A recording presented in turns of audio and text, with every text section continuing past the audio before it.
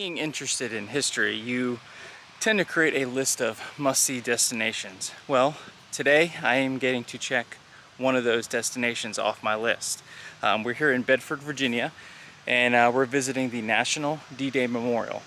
Now, it's in Bedford because on D-Day, Bedford as a community suffered the most losses per capita than any other community in the United States. Now, the memorial kind of moves in a chronological order, starting with descriptions of the Allied commanders that were involved and kind of the planning.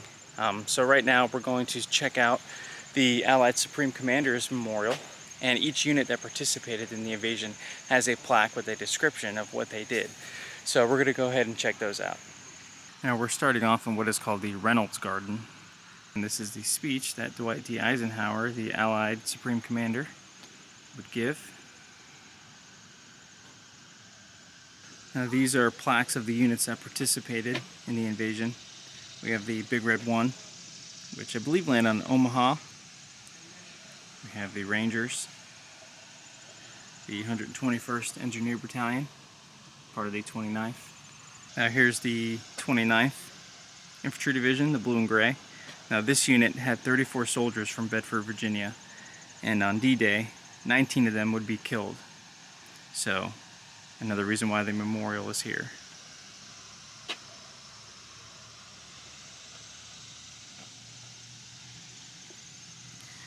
And Airborne Division. Everyone knows what they did, especially Easy Company. 4th Infantry. 82nd, tasked with taking St. Mary Glees. And of course, the American Worker. This is pretty cool. They were busy building tanks, munitions, Higgins boats. Without them, the invasion wouldn't have happened. And here's the man himself, Dwight D. Eisenhower, who was the Allied Supreme Commander. Pretty cool statue. And I almost missed this, but if we look up, they have a mosaic tile of the invasion. How cool is that? Just another view of that mosaic. You can kind of see. That is too cool.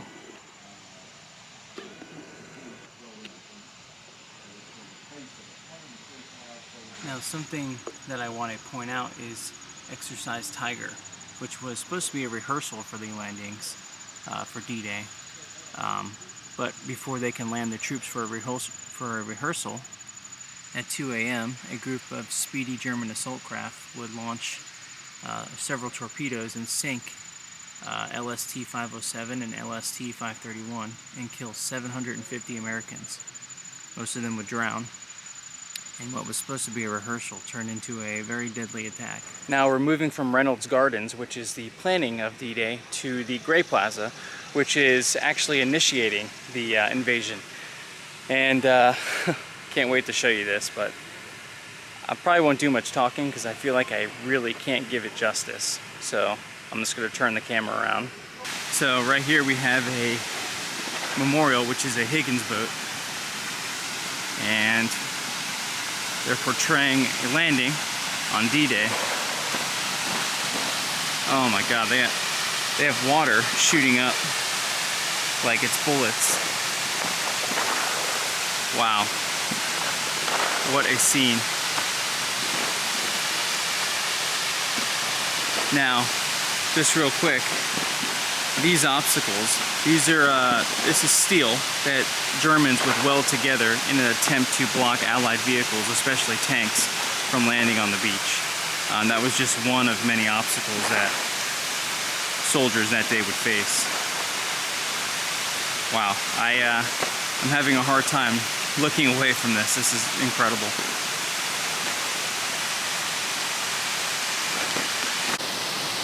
Now we're just on the other side of the memorial, giving you a different perspective.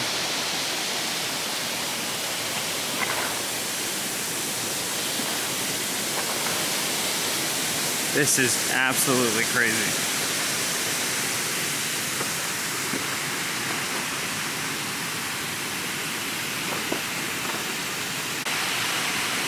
Now we're going from the beach landings. Behind us is a memorial from what the Rangers would base on Point du Hoc. The memorial is also using a bit of symbolism. Not only is it representing the Rangers scaling Point du Hoc, but it's representing the Allies' uphill climb to conquer not only France, but to get over Hitler's impregnable defenses along the Normandy coast. I don't know how they did it. Incredible men they were. I just can't imagine the magnitude of this invasion. This was probably the single most important day, not only for the United States, but for humanity in itself. Some terrible things were happening, and the Allies were determined to put a stop to it, and it was no easy task. Now, I may be checking this off my list, but if you're watching this, this is something you have to add to yours. I really can't describe what I'm feeling right now. This is just an incredible place. National DDay Memorial in Bedford, Virginia. Very well done. Now, while this plane wasn't used, this is a reconnaissance plane that would play a pivotal role in the invasion, but this is mainly just going into what these stripes would signify, and this let forces on the ground, whether they be Army or Navy, that it was a friendly aircraft. Now, something I want to point out is the USS Nevada, who was actually in Pearl Harbor at the time of the Japanese attack and suffered damage. I believe it was struck by a torpedo, and it would beach itself to avoid sinking. Now, it would be repaired a few months later and then join the European theater in April of 1944, and the Nevada would earn 7 battle stars. What a cool story. Now we're still in the Gray Plaza, and unfortunately there are too many plaques to show them all to you. Over 4,000 Allied soldiers would die on D-Day, 2,500 of them being Americans.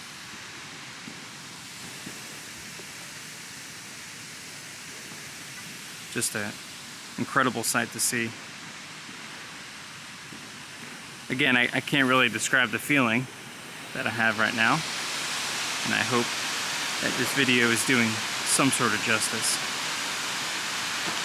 So now we are up on what is called the Estes Plaza, which is celebrating the success of June 6, 1944. Now, something I do want to touch on is you see the flags of all the nations. Now, these weren't just allies. These were all nations that took part in Normandy in some form. Now, just to give you an example, this is France, and France contributed 3 fighter groups and 4 bomber groups to the Allied Expeditionary Air Force, along with 2 French cruisers that helped bombard the Normandy coast. So, again, this was truly a coalition to defeat some very evil individuals. And here, I'm not going to interrupt their tour, but they're recognizing all the code names or beaches that Allies landed on: Utah, Omaha, Gold, Juneau, and Sqaure. Very cool. Just an awesome place. I don't know if you can see in the background, surrounded by mountains. Definitely a must see. Wow. Just amazing. If I could be an eighth of the man that these men were, I would be very happy. And something I also want to point out is they have a nice tribute to the 13 Marines that were just killed in Afghanistan. Very nice touch as well. So this was a statue that was a gift to America from France, and this was on a pedestal just outside of a church.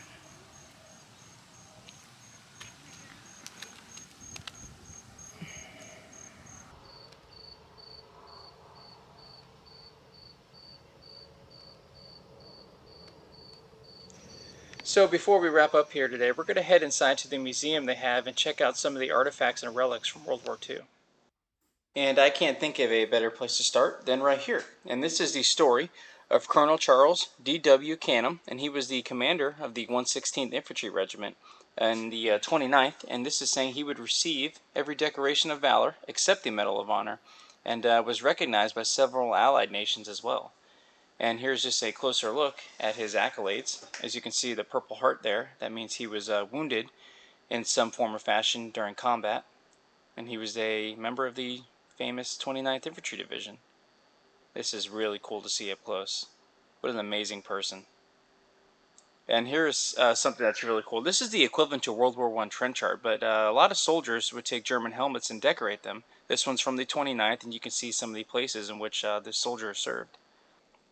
Oh wow, so this is super interesting. This is a inflatable lifebelt that was submerged in the English Channel for decades following the D-Day invasion, and it washed ashore in Normandy in the year 2000. Now soldiers would wear these because they would wear up to 80 pounds of gear while coming ashore, and this would hopefully help create some buoyancy.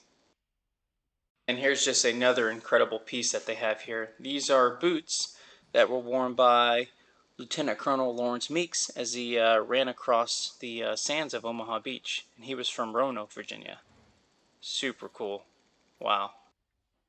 Now this piece has a really cool story. A British sailor by the name of Lieutenant Joe Harvey came ashore at Omaha Beach, and he saw this American flag floating in the waves as they came ashore. So braving enemy fire, he ran across the beach to recover this flag, and he would carry this flag for the duration of the war. It's no secret that our country isn't perfect. In fact, we're far from it. There's a lot of things that we have to work on. And as Americans, we're never satisfied with status quo. And I think that's what makes our country so great. This is a great reminder of the incredible things that our country has done. So if you take anything from this video, take that. Because although we've done some undesirable things, we've also done extraordinary things that truly make humanity better. Take care, and we'll see you on the next one.